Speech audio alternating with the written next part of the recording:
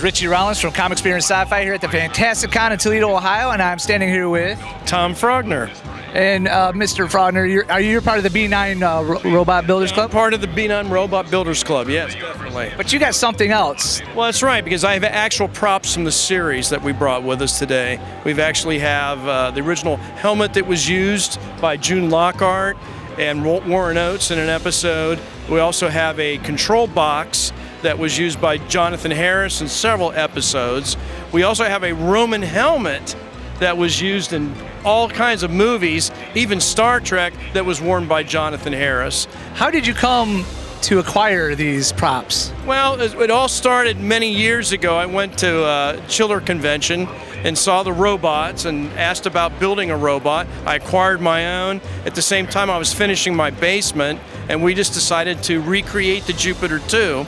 And then we did that, and then the next step was I just started thinking it would be great to go to and share this with people at shows. So we built a traveling display of the Jupiter 2 flight deck, and we started adding props to it. And I started acquiring things because I want everybody to be able to see the actual props used in the show. That's what I always wanted to see. You know, a lot of people have collections, and you never get to see them, and they're just put away. So we want to bring this to people. Wow, would you say Lost in Space is your favorite show? Oh yeah, definitely. Definitely Lost in Space is my favorite show, definitely. What's your earliest memory of Lost in Space? Well, I can even tell you the first night. I was in 3rd grade when it actually premiered on a Wednesday night back in 1965 at 7:30 p.m. And I remember seeing the promos for it, and I got to watch this as a kid. I can't even tell you what I was doing in school that day, and coming home and that evening, you know, sitting down and watching the opening of The Reluctant Stowaway.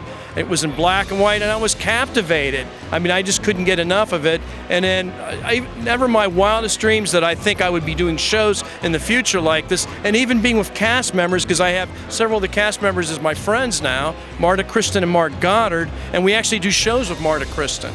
What did you think about the movies that came out later, the remakes? Well, the remake Lost in Space movie, it was okay until Dr. Smith turned into a spider. And the Jupiter 2 was different, and most people now even forget about the movie.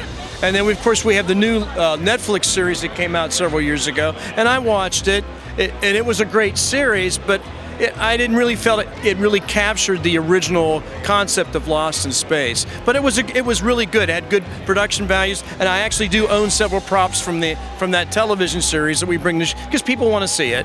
So I have a control deck from the Jupiter 2 and some patches and things like that they use for the series. Is there a prop out there you don't have that's like the holy grail for you that you want to have, that you must have?